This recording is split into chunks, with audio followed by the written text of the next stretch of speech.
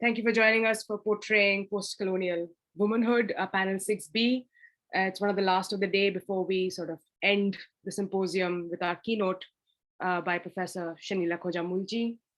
Thank you to our wonderful speakers for joining us. Thank you, Professor Amin, for agreeing to be our featured speaker for this panel.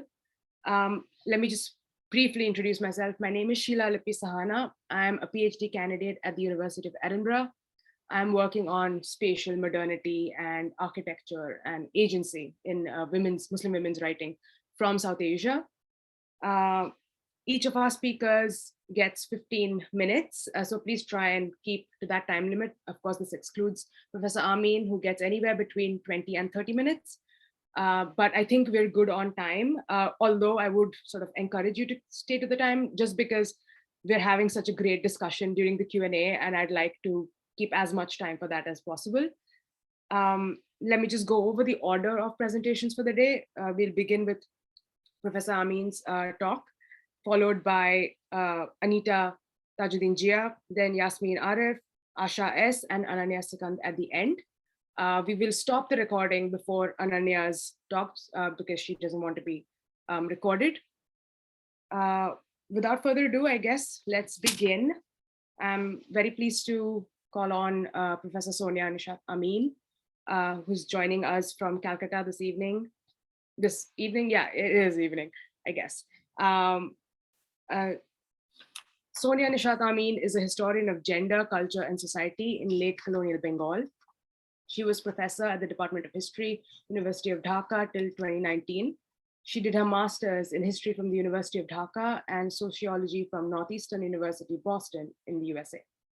She has published extensively at home and abroad. Her publications include The World of Muslim Women in Colonial Bengal from 1876 to 1939, which was awarded the Atahar Hussain Gold Medal by the Asiatic Society, Bangladesh, for research on women's studies. And Dhaka Nagar Jibone Nari in Bengali.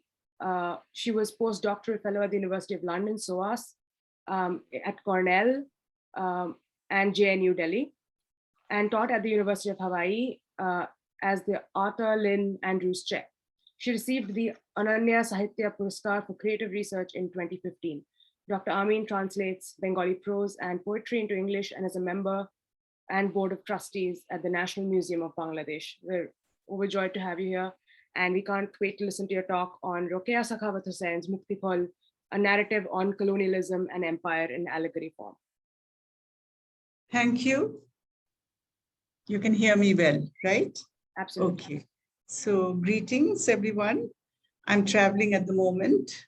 I live in Dhaka mainly, but a lot of the time I live in Calcutta, other places. So fortunately, I had my materials with me. So I'm going home tomorrow. So I'm practically speaking from a backpack, but I think I can manage. And that's why I wasn't able to attend the wonderful sessions. And I'll take this opportunity to congratulate Tasavvur and all the team members. And so with the chair's permission, I shall start. Thank you. I'm honored to be here among so many scholars across generations working on gender. Okay. So there has been a paper by Rokeya Sakhavat Hussain, one or two, I think I've already seen. So I hope you're all familiar with her work. If not, I'm going to give a very brief introduction. Sheelalipi, please tell me before about 6 minutes, of my allotted time. Okay. It's 6:33 now, so I should be done by 7. Mukti Phal, which means fruit of the tree of liberty, was first published in the Bangyo Muslim Sahitya Patrika in 1921. It was published in the same year in Rokeya's anthology, Motichur. It remains a relatively unread text, even in the wake of a rediscovery of its author, Rokeya Sakhawat Hussain, 1880-1932. Hailed by Ketuki Kushari Tyson as Bengal's first full-fledged feminist, this remarkable Muslim woman lived and worked in Calcutta in the early decades of the 20th century. She set up a girls' school in 1911, founded the Anjuman-e-Khawatine-e-Islam, a social work samiti in Calcutta in 1916, and campaigned ceaselessly for female education. But what engages us most today is her relentless and logical formulation of a theory of female emancipation, an expose and analysis of patriarchal oppression of women. Muktipal remains, not unsurprisingly, a relatively undiscovered text, perhaps because it is not full of sahitya rasa, devoid of twists and turns, and so on. But despite its transparent symbolism, simple plot, it is written in a well-balanced, rational style, sometimes light-hearted, but never frivolous. It is replete with clues to the perception of colonization and the women's question in the context of the anti-colonial struggle by a female member of the colonized intelligentsia.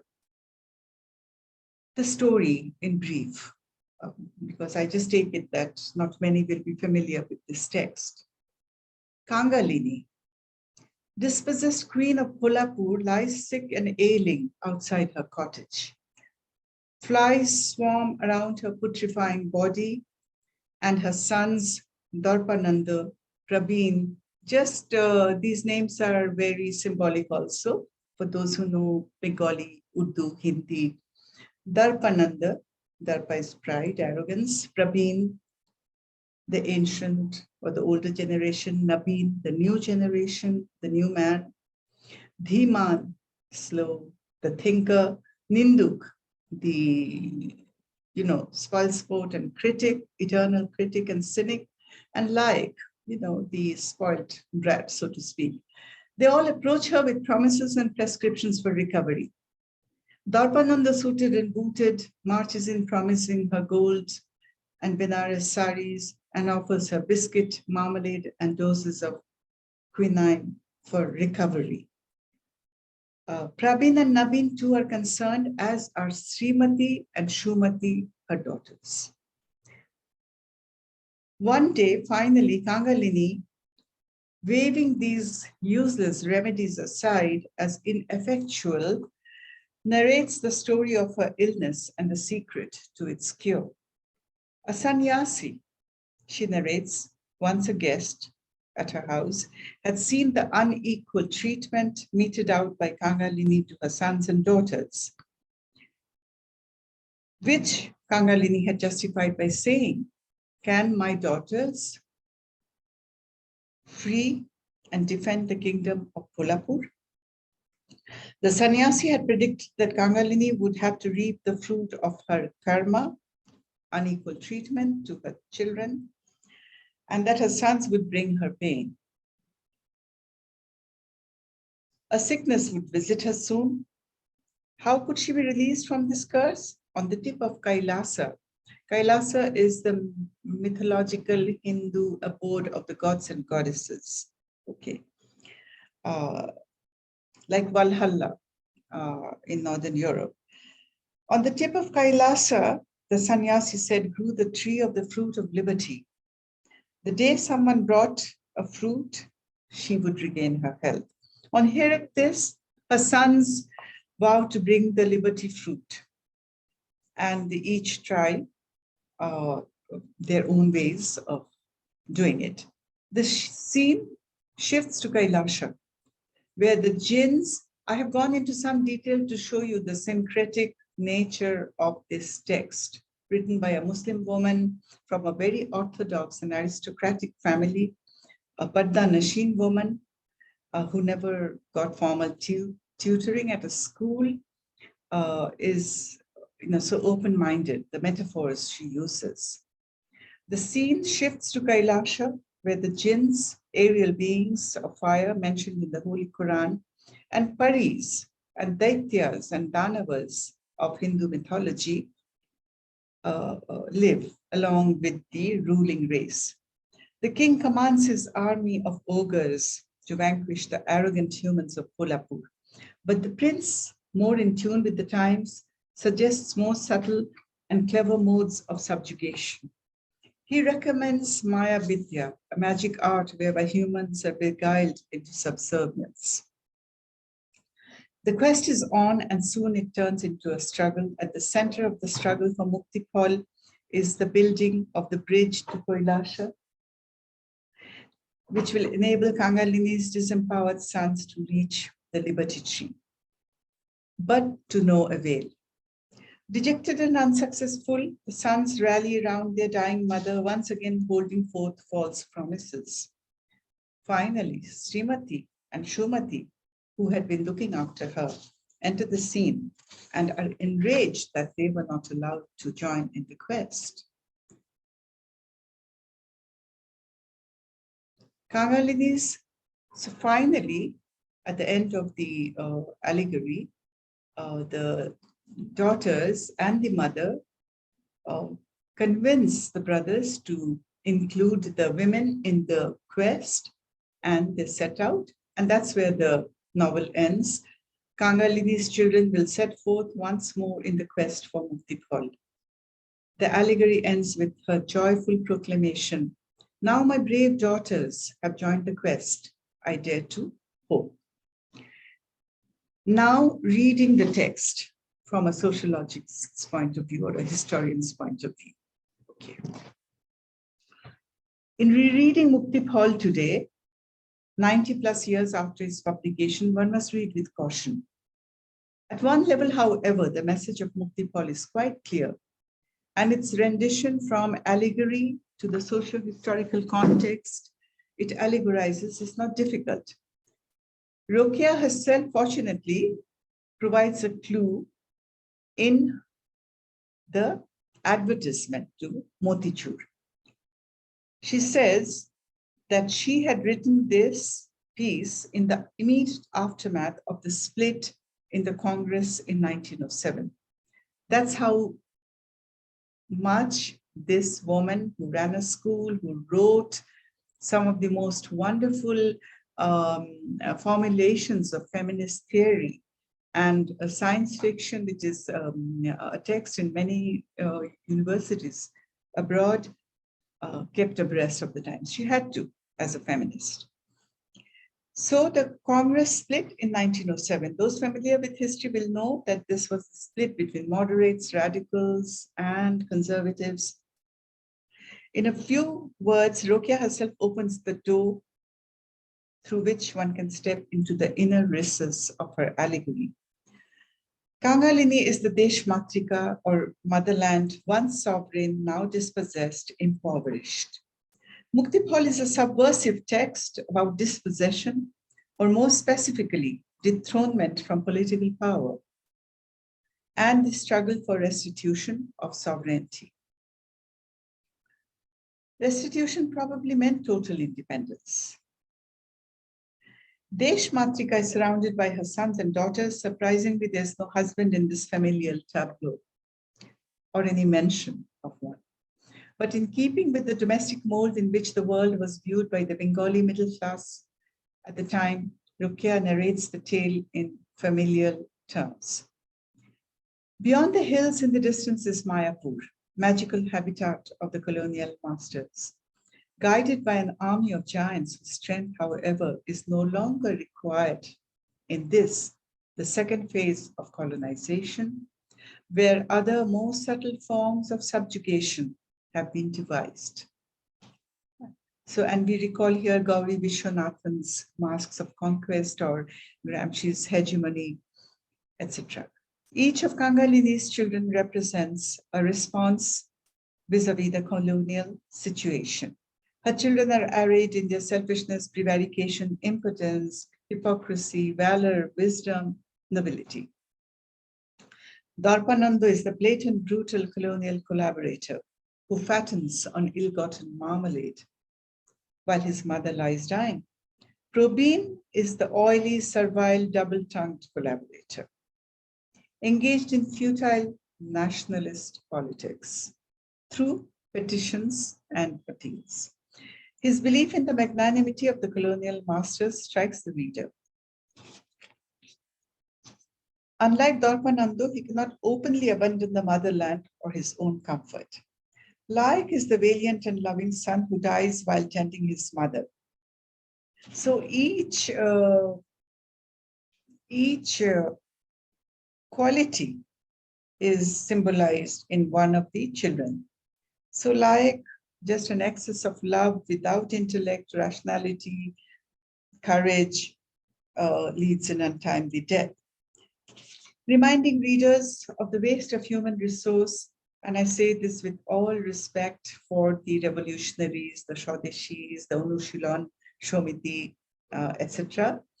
Perhaps Rokea's evocation of the premature deaths of many valiant revolutionaries, youths, and of course we must include Veena Das and Pritilata Vadidar, who had joined the secret resistance movement.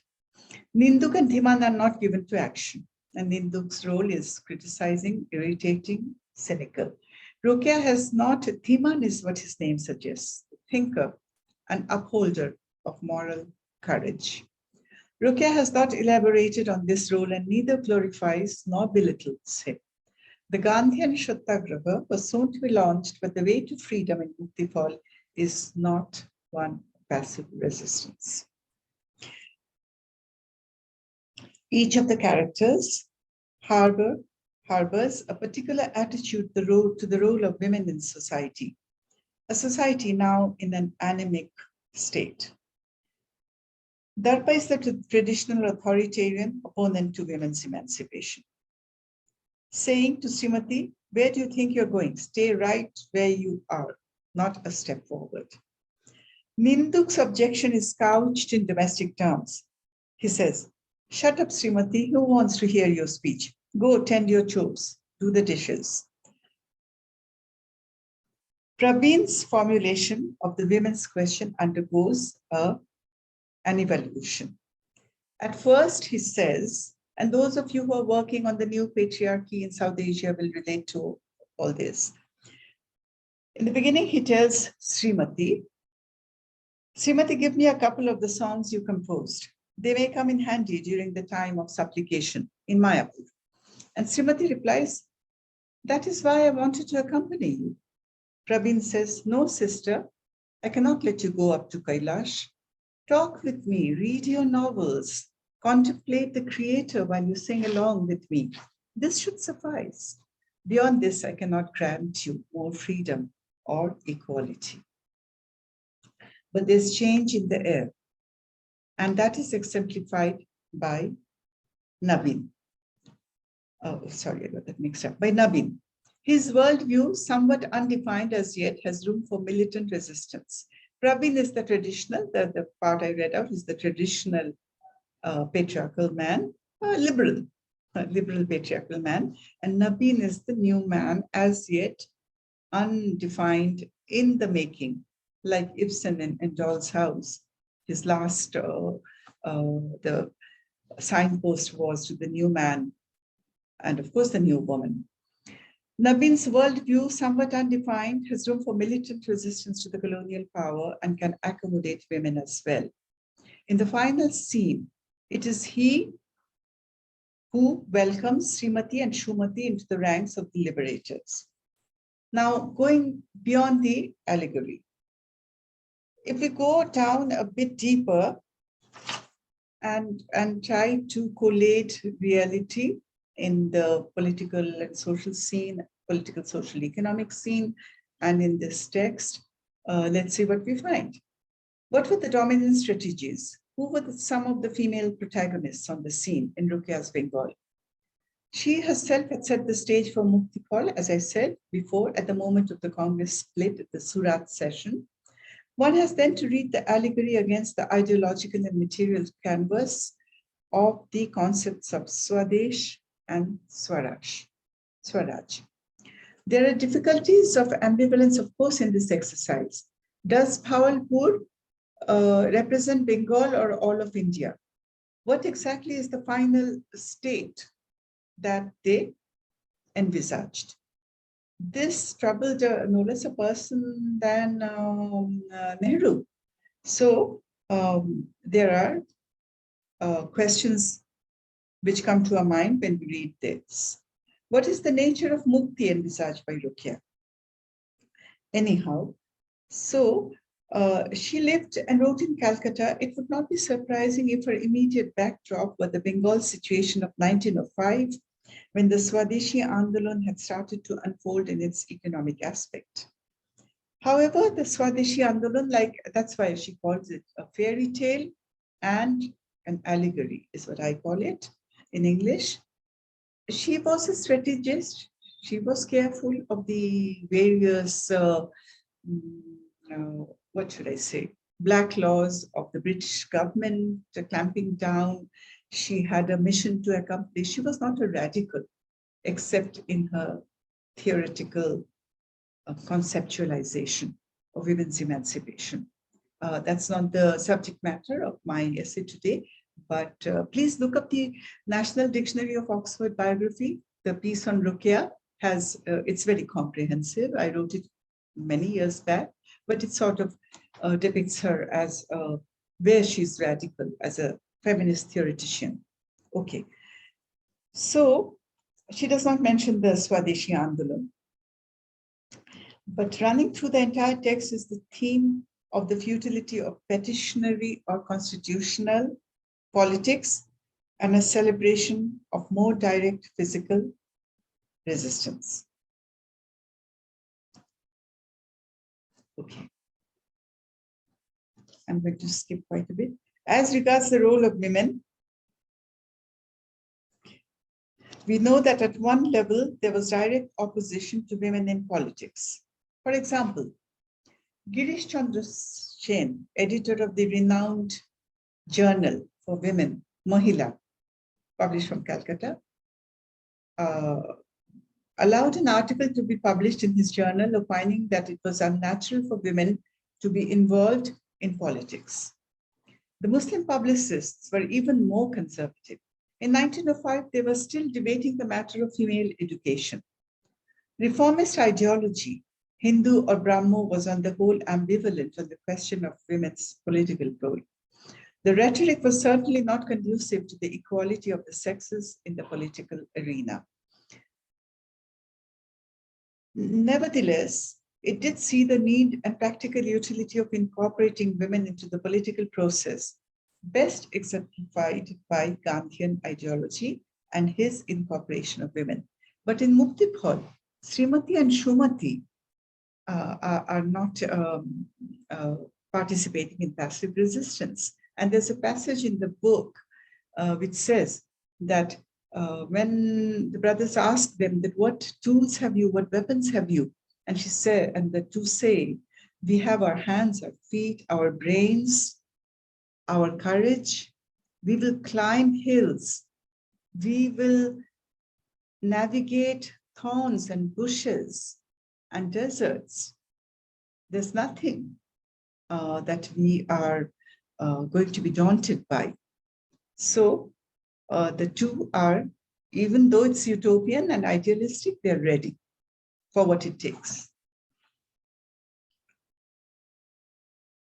Rukia's familiarity, Rukia died in 1932, just as women were embarking on a more militant phase of resistance.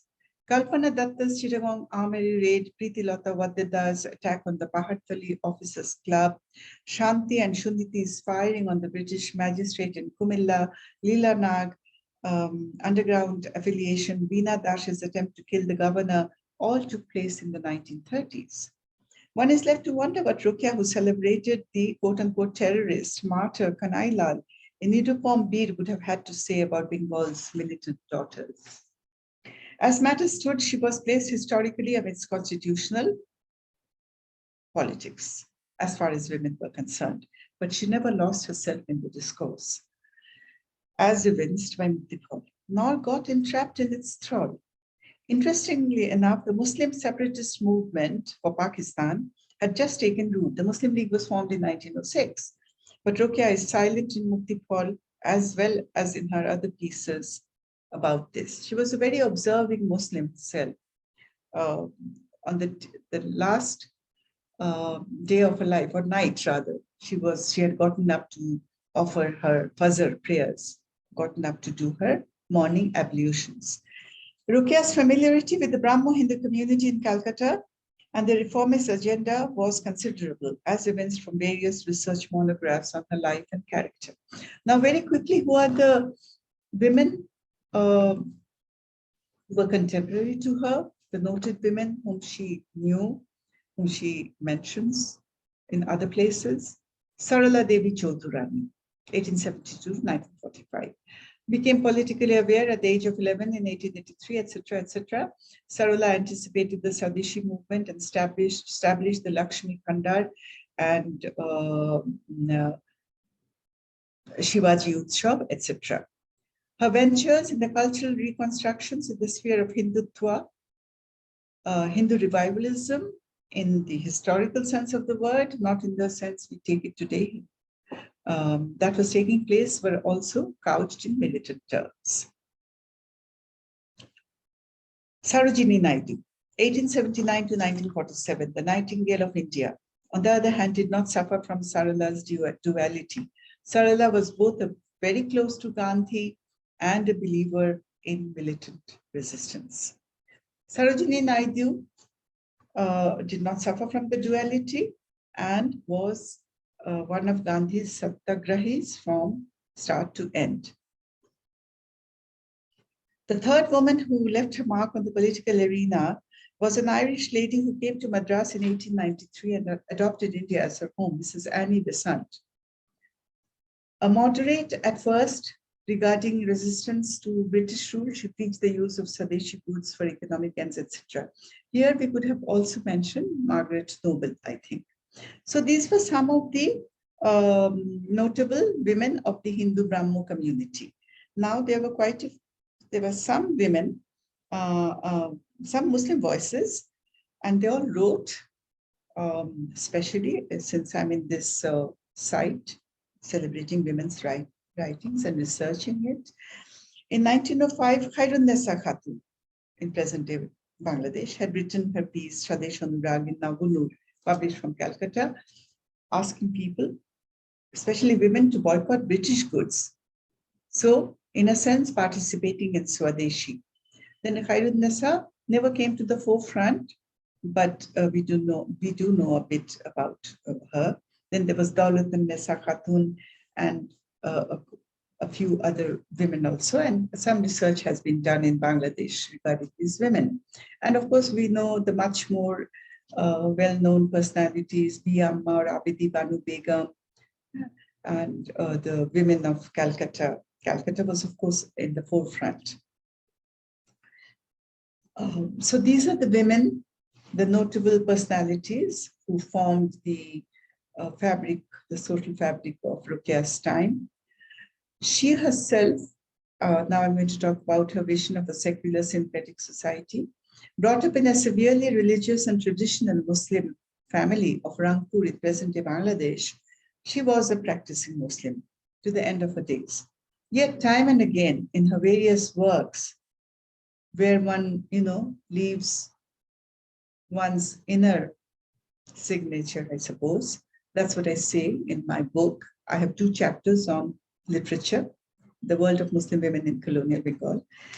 So in her works such as Paddarag, Sultana's Dream, her feminist theoretical social essays, and in Muktipal, she transcends the boundaries of community and culture and constructs a vision of a secular and syncretic society, almost a pan-Indian society. She never mentions the Muslim League.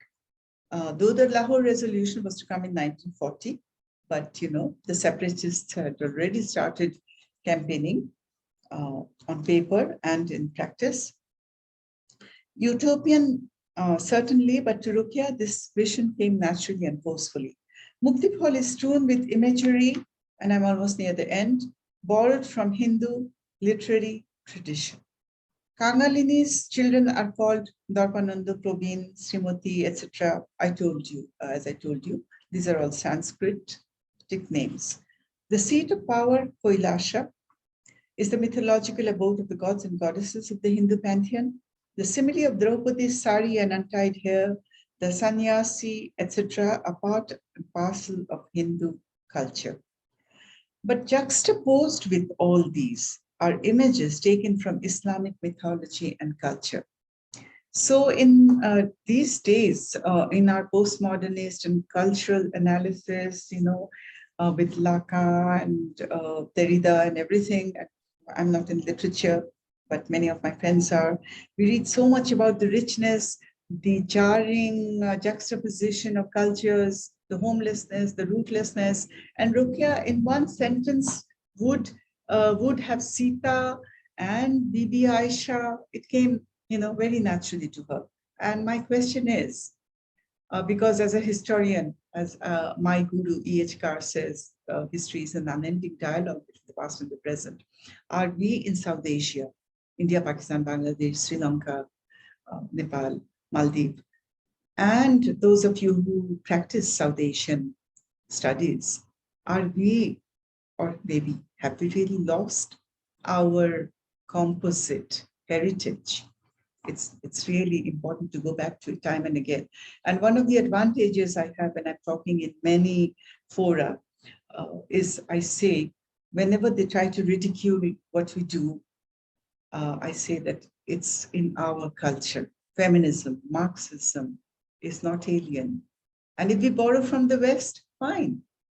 Ruqya did, we shall, but do not give us the epithet that we are alien from another planet and spouting an ideology that is not from the soil, so to speak. Okay, so this is the sentence I'm quoting. This tattered quilt of mine, one of it is in the hands of the jinns of Mayapur, while with the other end, I, like the half-naked Draupadi, try to preserve my modesty.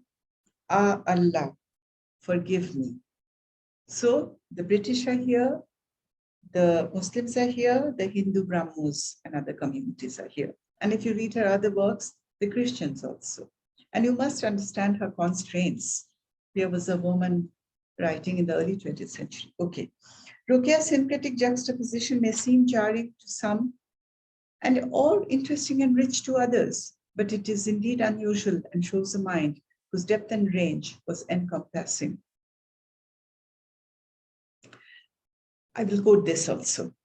The saying, I'm quoting from the text, the saying goes that jinns do not succumb easily to humankind and are adept at disrupting human meditation or endeavors.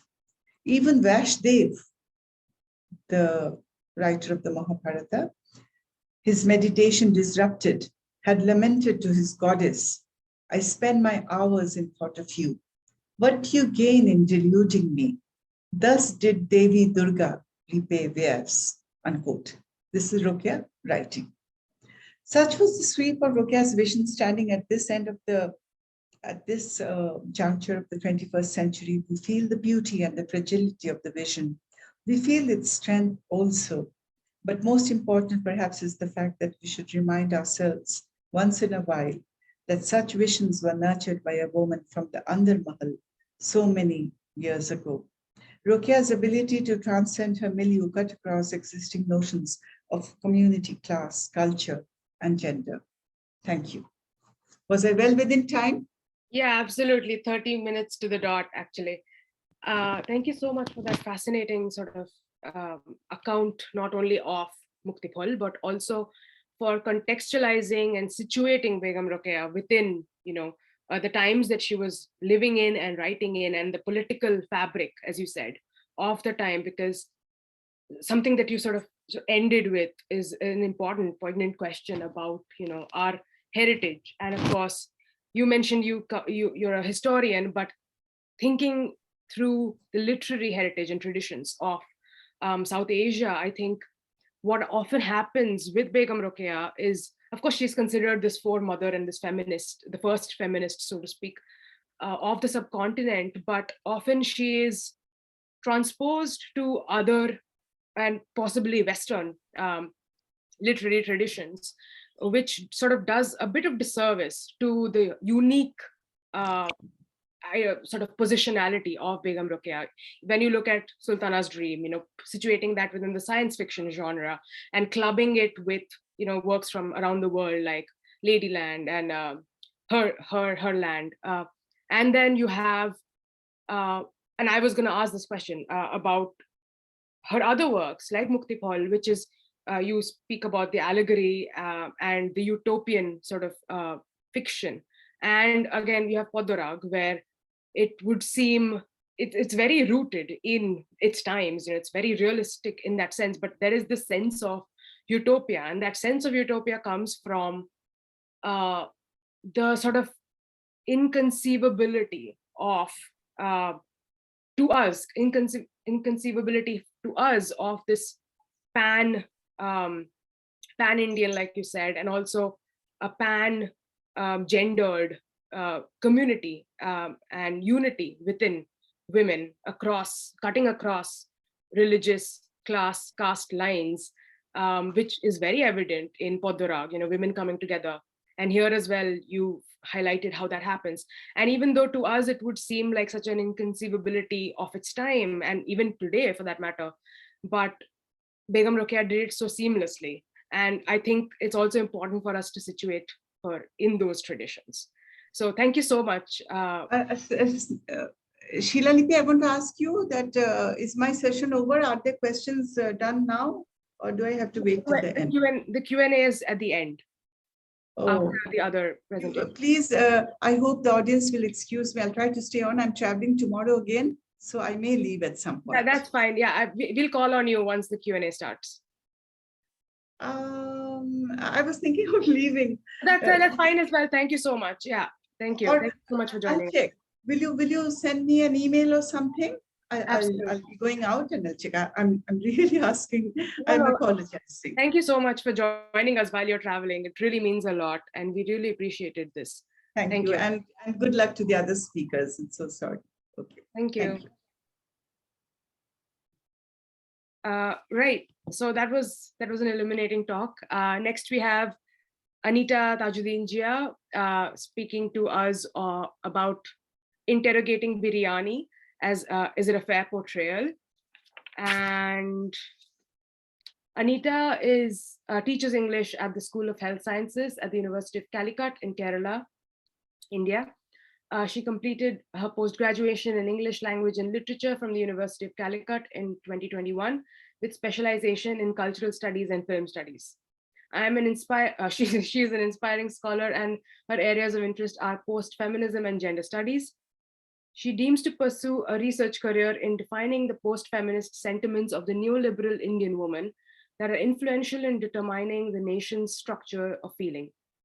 A postgraduate dissertation was a gynocentric study on female anger titled A Post-Feminist Recapitulation of Female Anger, analyzing Gillian Flynn's Sharp Objects and Gone Girl. Anitta, whenever you're ready, 15 minutes. Thank you so much. Thank you for the introduction. I hope I'm audible and that my screen is visible.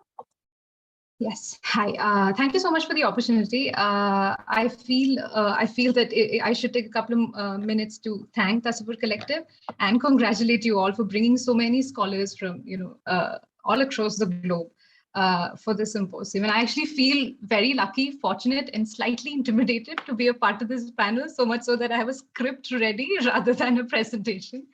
And after Professor Amin's talk, we'll be going down a little south of India to Kerala precisely. Two things that I'd like to establish at the onset itself, that if at all there are connectivity issues, pardon me, it is raining here, which is why I'm quite literally in the dark. Another thing, a tiny trigger warning, biryani as a film has been rated adults only by the Censor Board of India, owing to its nudity and instances of cannibalism. So of course, there would be mentions of it in my presentation as well. So if at all, just a heads up, that's it. My paper has been titled Interrogating Biryani, a Fair Portrayal. Again, at the onset itself, I'd like to establish that this is a work in progress, and therefore this presentation will serve towards defining my own position with respect to the work under scrutiny, I found myself at odds with very many ideas and political enunciations that this film seems to present. Without much repetition, I'd like to establish that I intend to present the topic of this film to the milieu that have already been discussed in detail by speakers like Professor Shireen, Safa, and even Ridula yesterday.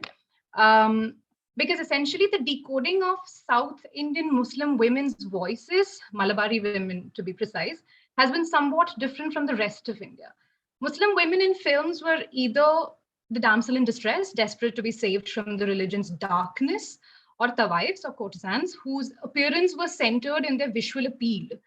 The latter category may be deemed as a homegrown, euphemized breed of the femme fatale figure.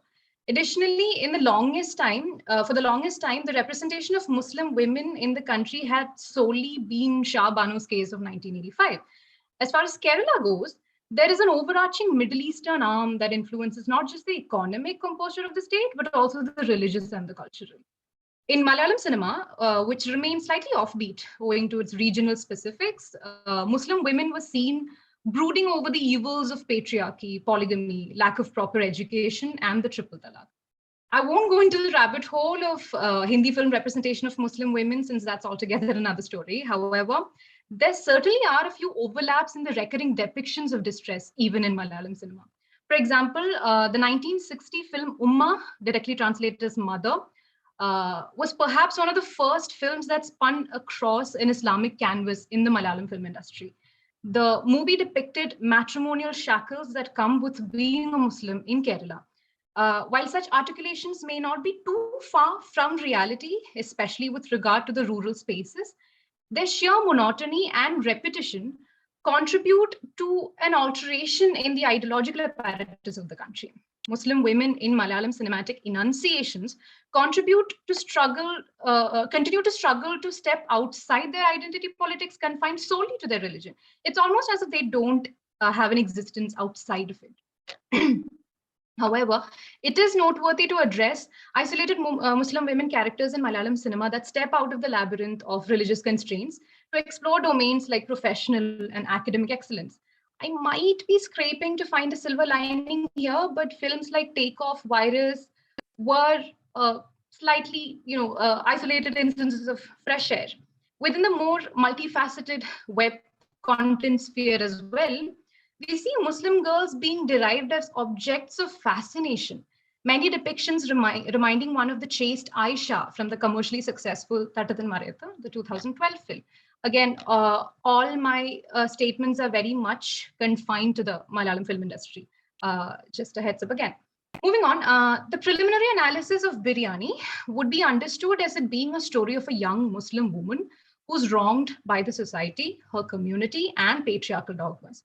But what makes this film an interesting specimen for study is that it was released in an India where communalism and neoliberal nationalism is thriving.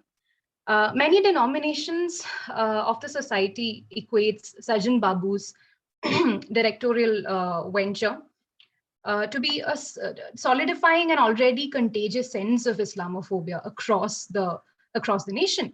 The director recognizes himself as having abandoned the religion 15 years back. He is a non-practicing Muslim, and the much problematic male gaze issue is also a matter of concern when analyzing this adult certified movie. It is doubtful if any other Malayalam film that rests on an essentially Islamic canvas has ever been certified A by the censor board before Biryani. Which brings me to my next point. The sheer explicit nature of the film was one of the prime reasons that set the movie apart. It contains perhaps the first popular cultural visual representation of male circumcision or khitan. Likewise, Biryani also infamously derobes the Muslim woman by representing her body exactly as it is. The movie starts with what may be deemed as a shock for the audience of commercial cinema. We see Khadija, the protagonist, having sex with her husband, who leaves her unsatisfied at the end of the Fajr Adhan. While he leaves her to take wudu, we see her masturbating quite monotonously, hinting at how basically biological it is. Her husband cringes at this and curses her for not having been circumcised properly. Khadija responds rather dismissively that she'll go through circumcision again if he wants. This is again reflective of how the practice of female genital mutilation or cutting continues within the orthodox, vernaculars of Kerala, as many studies reveal, although it's not exactly popular. There are impending undertones of an enforced eroticization of the Muslim female body that Sajjan Babu directly addresses. Subtitled as The Flavors of Flesh, Biryani goes through Khadija's sexual exploration and eventual commodification. The most integral events in Khadija's life that sets the tone of the film's political rebellion include the following. I've tried to sort of bring together that entire movie, within the time that I've been allotted to me. We go through her parched marriage, which ends in a divorce. She has recurring episodes of anxiety attacks that confines her to a sort of madness, which she takes on from her mother, very reminiscent of the mad woman in the attic and Betty Friedan's, problem with no name. Her brother's supposed association with the fundamentalist organization ISIS and his eventual death also has its repercussions in her life, almost being the central theme of the entire, for all actions to eventually pan across. She goes on to explore her sexuality by involving in a sudden intercourse with a stranger, which later opens up her acceptance of sex work as a profession. Moving on, she consequently faces a miscarriage when a couple of policemen assault her. And she finally has her revenge while she hosts an iftar treat, an iftar evening party for her village, and invites all those who have wronged her, including her ex-husband, the important political personalities of the village, and the policemen. And she cooks her stillborn fetus along with the biryani served, hence the title of the film. For a film that overtly critiques the Islamic order to be presented in a country thriving on its anti-Islamic sentiments, renders the movie's politics in a dichotomy of sorts. The anxious emphasis over the flesh by the director engulfs the ethical ambivalence surrounding a religious structure that cannot be comprehended as part of a binary or hierarchy. It isn't easily distinguishable in blacks and whites whether the community is simply and conveniently victims in our communally divided India. And the problem with victimization is that the said category cannot afford to come under a negative spotlight. It will not ensure a democratic analysis of things. In this regard, Biryani deals with two marginalized communities simultaneously, women and Muslims. What essentially unfolds is a rhizomatic complication and the eventual liquefaction of the Muslim woman's identity in the neoliberal scene today in India. The ISIS phobia is very reminiscent of the unfortunate implications of the 2008 Mumbai attacks or even the 9/11 catastrophe. Old bottle and a new wine, old wine and a new bottle, the continuing narratives of Kerala being a hub for recruitments to fundamentalist organizations like ISIS contribute to sort of catapult the preferred notions of the hegemonic powerhouses at the center. While political commotions and lynching surrounding the infamous beef ban and love jihad did not serve to penetrate the south of India as much as the Hindutva forces deemed they would, the hijab debate sure did ignite some sparks. It is into this context that I place a film like Biryani, in which we confront Khadija, whose brother has been speculated to be associated with the ISIS. This leads to her divorce, strangely over a text message that reads talak 3 times. And she's left to confront the world with an anxiety-driven mother while fighting her own inner demons. She's forced to abandon her motherhood as well, considering her ex-husband does not let her son speak to her. It doesn't help that she falls into the lower classes of the Islamic community in northern Kerala, primarily consisting of fishermen of the central Malabar coast. The class segregation amongst Muslims in the nation, despite being a minority, is seldom brooded over. These internal inconsistencies are quite brutally but honestly depicted in the film. Khadija's rhizomatic conjunction catapults into a chaotic motley for an apparent equilibrium. However, the ultimate question is whether this portrayal of the Indian Islamic order by the director is easily distinguishable as a standard prevalent in Indian popular culture. What ultimately are the consequences of portraying a victimized community as fundamentally flawed in a system that feeds on it? I wouldn't call the film a poor rendition or even entirely exaggerated portrayal of sorts, but the movie does acquire a peculiar, layered, and most importantly, ethically ambivalent existence in contemporary India. At this juncture, I'd like to directly quote from Hari Govind's review of the film. He's a student of political science from the University of Hyderabad. His is one of the few reviews of Biryani that took an alternative perspective about the film.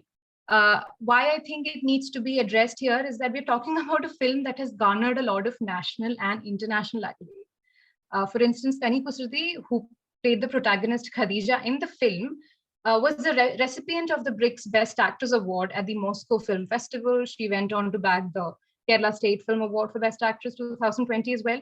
The movie itself won the NetPack Award for Best Film in the 20th Asiatica Film Festival in Rome, and also the Best Film Award, Jury's Choice, at the Bangalore International Film Festival as well. So just to name a few, there have been a lot more.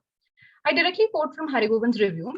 The director does not deserve only criticisms for his venture, since he tried, often tirelessly, through needless and grotesque scenes like the butchering of the lamb in a montage with circumcision, to demonize a community that has been demonized globally, end quote.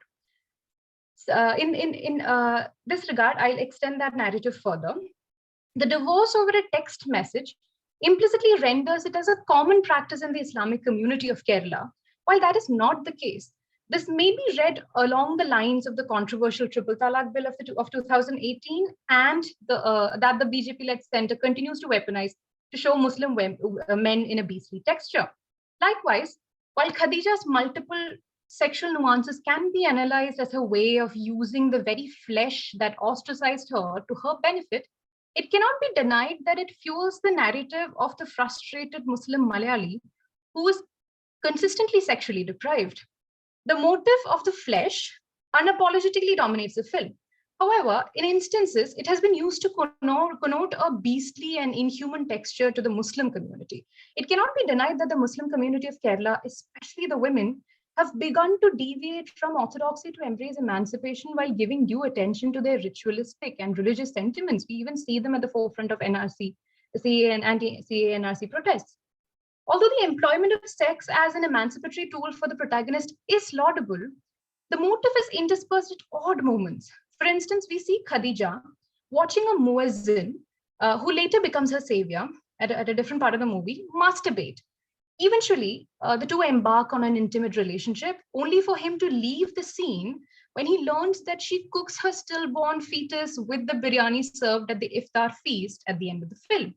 The cannibalistic revenge trajectory adopted by the director sure is explicit and bold from a mise-en-scene perspective. However, it does more than a little to depict this community in a popular light. In this regard, Sajjan Babu's lens are patronizingly sympathetic towards the helplessly dominant Muslim Malayali woman and not entirely empathetic. I do, however, agree with many aspects of intra-communal and intercommunal discrimination presented by the film, since I have had first-hand experience of the same, hailing from the Islamic community of Kerala's countryside. However, the totality of the movie's politics seemed much similar to Abdul Latif Kashir's take on queer sexuality in Blue is the Warmest Color. The hyper-sexualization and even hyper-victimization of a social group that simultaneously combats injustice against and within the fold is something I'm continuing to wrap my head around, which is why I said this is a work in progress. I can't seem to pick a side, and I don't think it would be fair to pick a side either. One very noteworthy representation in the film is that of the dichotomy between how polygamy is rendered differently for the Muslim man and the Muslim woman. This conjecture is definitely a lot closer to reality than certain other aspects of the film. The sheer ignorance surrounding mental health in the community and the leftover repercussions faced by the families of the ISIS allies in Kerala are all matters of real concern. However, the question of ethical ambivalence continues to prevail with respect to a film like Biryani and its social repercussions. Like I said, do not wish to pick a side right away and define the rights and wrongs about the representation of the ostracized Malayali Muslim woman, because it falls back into the perils of binary opposition. Nevertheless, the case of Biryani in today's political milieu is a curious one that transcends linearity. In addition to acknowledging the rebellion put forth by the film, and of course appreciating it, The reports that a film like Biryani causes,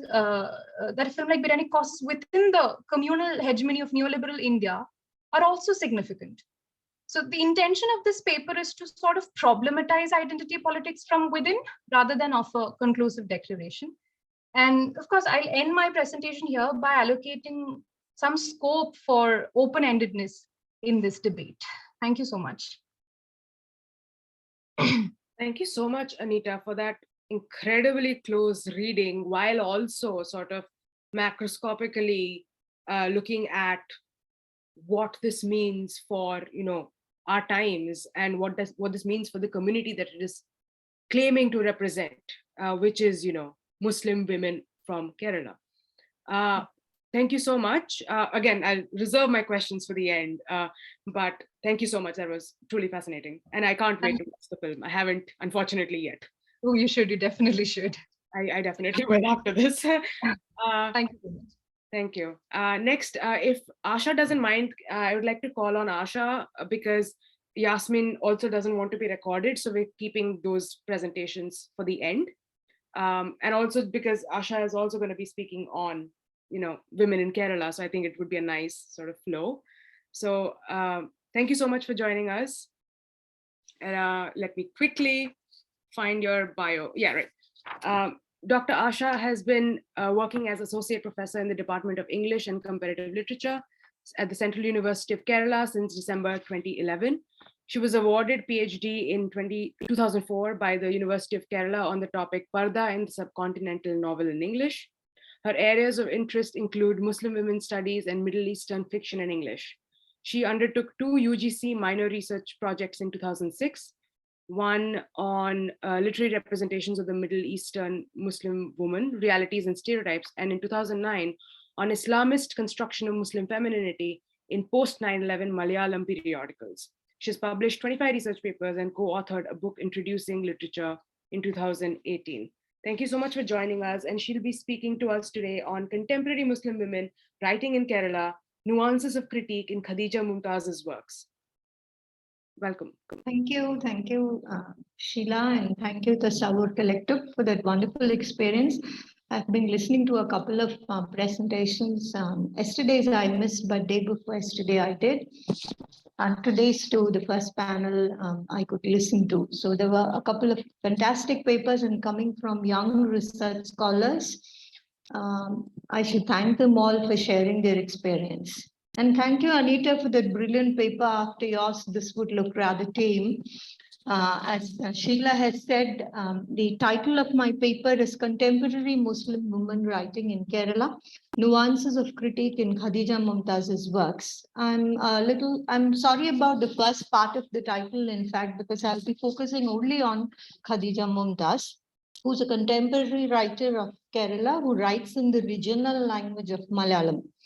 I'll be looking at her fictional as well as non-fictional writings to address some of the dilemmas and conflicts in dealing with the Muslim woman question, especially in adopting a feminist position on Islam. I'll read my paper. The paper would read Khadija Mumtaz's perspectives on the Muslim woman question, positing her what I would call a self-reflexive stance, contradistinction to the hegemonic, that's again my take, hegemonic secular voice of dissent articulated by mainstream male critics like Hamid Chenamangalur. The paper would argue that Mumtaz remains sensitive to the limits of secularism in a Hindu majoritarian India while not toning down her critique of the patriarchal Muslim orthodoxy. Mumtaz situates her earlier novel Barsa within an Islamic feminist framework. The influence of the first generation Moroccan Islamic feminist Fatima Mernissi is directly perceptible in the novel. Apart from the title, which literally translates as a woman with a face unveiled, the novel in its treatment of Islamic history carries distinct echoes of Mernissi's seminal work, The Veil and the Male Elite, a feminist interpretation of women's rights in Islam, the account of the story of Sukaina, the Prophet's granddaughter, the circumstances of the Prophet's marriage with Zainab, the relationship among the Prophet's wives, the depiction of Abu Huraira, the Prophet's companion, and the scandal involving Aisha and Safwan all literally borrow Manisi's perspective. In an interview on the questions the novel raises and its critical reception in Kerala, Mumtaz talks about how Islamic feminist inquiries by predominantly first-generation Islamic feminists like Fatima Manisi, Asma Barlaj, Amina Wadud, and Asra Numani, how these inquiries resonate Mumtaz's own anxieties, conflicts, and dissonances with patriarchal interpretations of the Quran. Mumtaz is disconcerted by the yawning gap between the Quran's emphasis on love, tolerance, gender equality, justice, and the absolutist Islam. Muslim organizations like the Kerala Nadwatul Mujahideen, and this was an organization that played a pioneering role in what is called the Muslim Navothanam or Muslim reformist movement in Kerala in the early 20th century. So this organization has taken a kind of a regression as what Mumtaz and many others observe.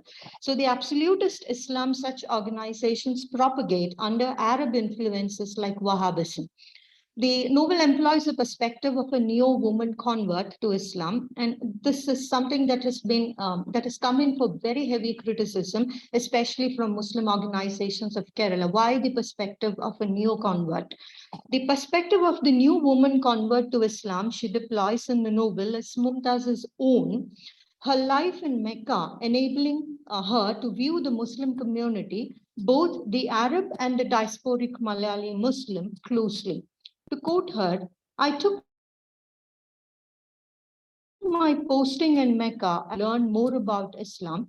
The environment and religious practices there provide an impetus for the same. The available Quran translations, commentaries, and Hadith codifications that I approached with the open-mindedness of a new seeker of knowledge. I have problems with some of these positions like open-mindedness. What constitutes the open?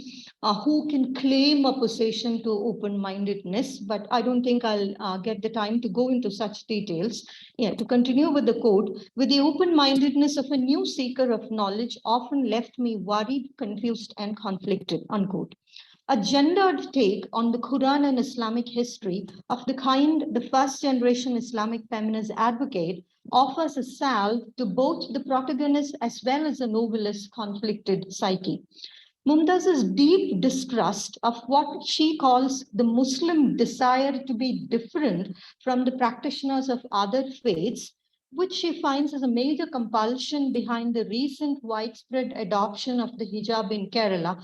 This, again, I would view as problematic because there are the range of motives that impel a Muslim woman to adopt the hijab, even in the context of Kerala. You have a wide range of motives. In fact, you cannot just reduce it to a distrust of a desire to be different from other communities. So anyhow, the point of my paper is that, see, her distrust of what she calls this desire to be different must be read in conjunction with her secular priorities. I would like to underline that. And again, to quote her, this is a mix-up actually, because I'm actually going through the novel Barsa, but the quotes are from her non-fiction writings. To quote her again, I'm a Muslim as long as Islam would permit me to remain a Muslim with my feet grounded in the cultural tradition of Kerala and India. I cannot be an Arab Muslim. I would consider myself fortunate to be an Indian Muslim with all the challenges it would entail, unquote. Now, let me quickly take you through the critiques of this novel. As I've already told you, the novel had come in for very sharp critique. In the major Muslim organizations' critique of the novelist was faulted for her, within quotes, un-Islamic stance. In one of my earlier papers titled Who is Within? Insider Critiques of Khadija Mumtaz's Barsa, I had looked at the major Muslim organizations, the KNM, the Kerala Nadwatul Mujahideen, and the Jamaat-e-Islami Kerala chapters. Both the organization's critical reception of the novel. I had gone through some of the periodicals. run by these organizations, which had placed the author outside the ambit of Islam. I had argued there about the complacency in the self-positioning of the KNM and the Jamaat-e-Islami as authentically Islamic. It's true that Mumtaz brings to bear non-Muslim perspectives in her enquiries into Islamic history, principles, and the life of the Prophet. She perceives a parallel to the Sufi mystic vision of Anil Haq in the Hindu Upanishadic principle of Aham Brahmasmi. In one of her essays, The Heat of Heaven and the Cold of Hell, she expresses a gratitude to the Hindu mystic Karunakara Guru, who lent her a fresh perspective on the Prophet's relationship with his wives. Guru suggests that the Prophet shared a spiritual and intellectual bonding with his wives come disciples and engaged in intimate conversations with them, thus lending him the image of a Sufi mystic. Khadija Mumtaz finds this take by a Hindu mystic with a profound understanding of the Quran and infinite reverence for the Prophet quite comforting and appealing, a reassurance that she feels would calm the conflicts within a believing Muslim woman's mind about the Prophet's indulgence in polygyny. Do these non-Muslim influences make her less of a Muslim is a question I would like to raise at this point. I would also like to problematize normative assumptions about what constitutes an authentically Islamic position. Mumtaz has made it clear that it is an Indianized Islam that she embraces. A survey of the history of Muslim rule and settlement in India reveals that Hinduism and Islam exerted a powerful influence on each other, and that there was a great deal of cultural and religious fusion. Born into a Muslim family, was a pioneering figure in the Muslim Navothanam. Mumtaz is born into such a family. Mumtaz, I think you're breaking. am I not audible? I think you're breaking up a little bit. If you could just read from a couple of sentences back, if that's okay. I think I'll take the ear off and try. Is that better? Do you want me to go back? Yeah, just a couple of sentences, please. Yeah, okay. I think I spoke about non-Muslim influences on Khadija Mumtaz in her reading of the Prophet and his relationship with his wives and female disciples. Who till then it was audible. Is that better now? Yeah. It's okay. Yeah. So, do these non-Muslim influences make her less of a Muslim? Is a question I would like to raise. I would also like to problematize normative assumptions about basically Islamic position. Who is within and who is without? Is that clear? Or Sheila, from your face, it appears as if it's not clear. It's just breaking up in places, but it's fine. Keep going, please. Okay. So shall I continue? Yeah. Okay. A survey of the history of Muslim rule and settlement in India reveals that Hinduism and Islam exerted a powerful influence on each other, and that there was a great deal of cultural and religious fusion. Born into a progressive Muslim family, Mumtaz has internalized the ideal of a syncretic Islam adapted to the Indian soil. Now, in the second half of my paper, I'll move on to some of our more recent writings, where we see this secular confidence the writer has expressed kind of slipping away. I have titled this section Secular Anxieties. M. Gangadharan and N.P. Hafiz Muhammad, both of them are academics. One is a historian and the other is an academic as well as a critic.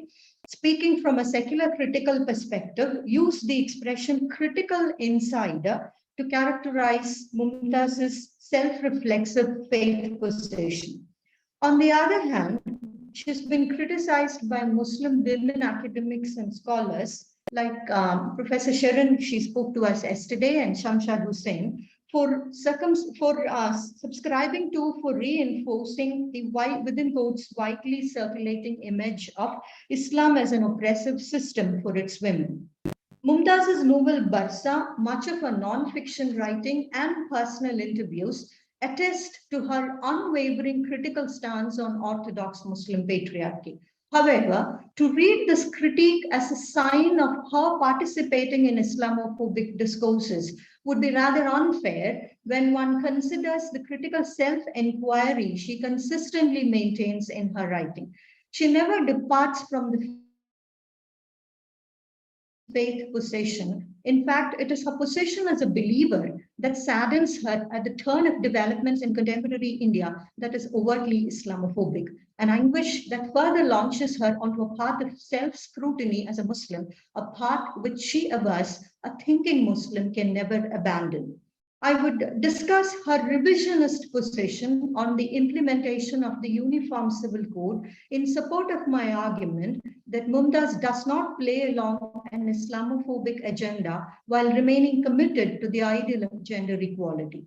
In a July 2014 article written immediately after the ascension to power of the Narendra Modi-led BJP government at the center, she had unambiguously welcomed the move to implement the UCC after enumerating the discriminatory provisions of the Muslim personal law. She goes on to say that she would, I quote, respond to the reservations about a fascist government's sabotaging of minority rights with a counter question as to why the denial of women's rights within their religion does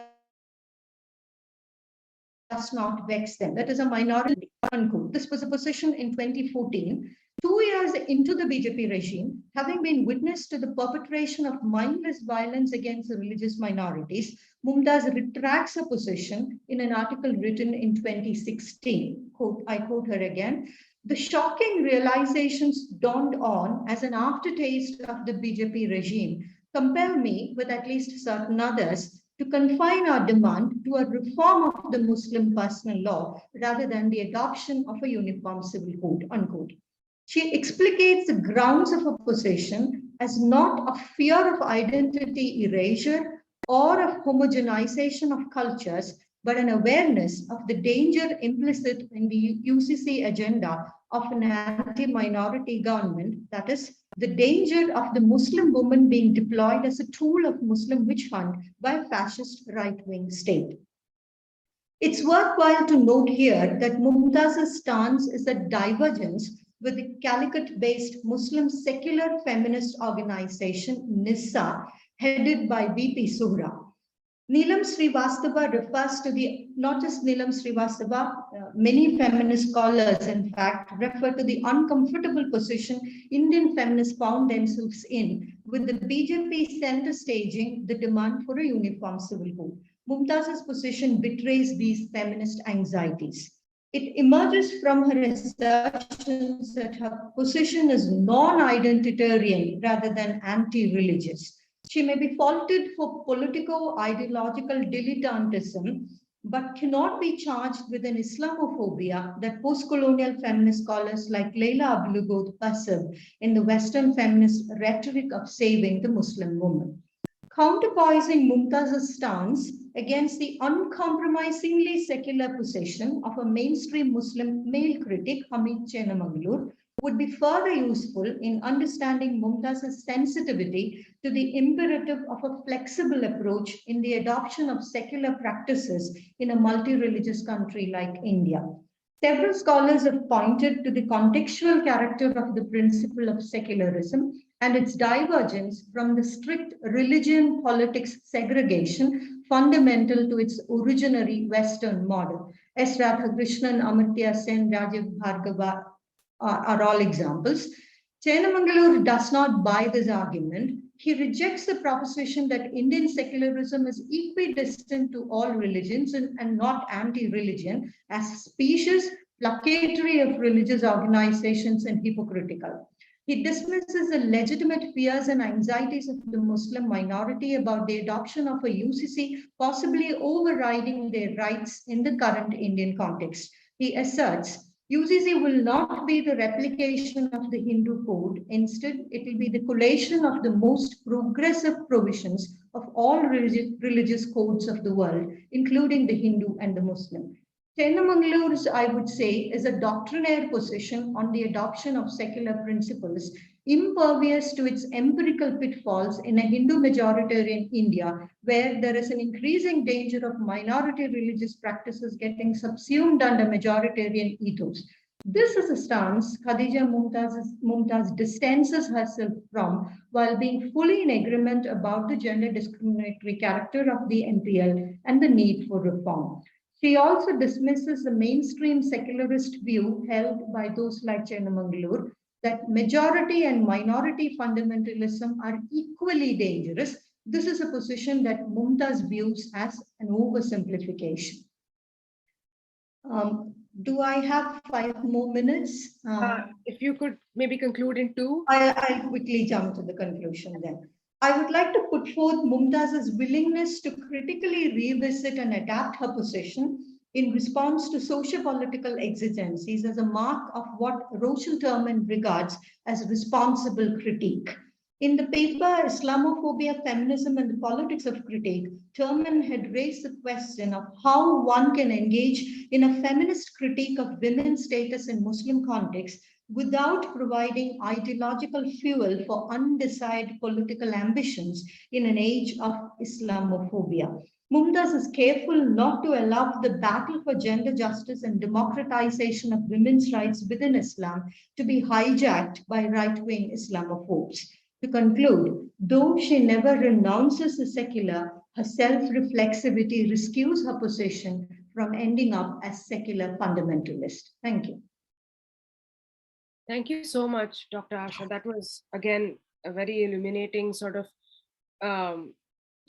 reading of this complex position that Khadija Mumtaz sort of situates herself in not only the contemporary times, but also through a historicist account of the positionality of Muslim women and particularly South Indian Muslim women.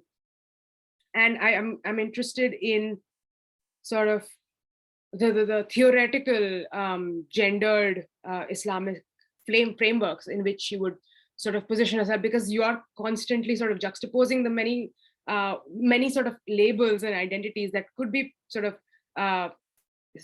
located in the works, but also you're very point out that not all of them quite rightly fit. And I'm quite interested, and we'll talk about this later. Thank you so much. Next, I'd like to call on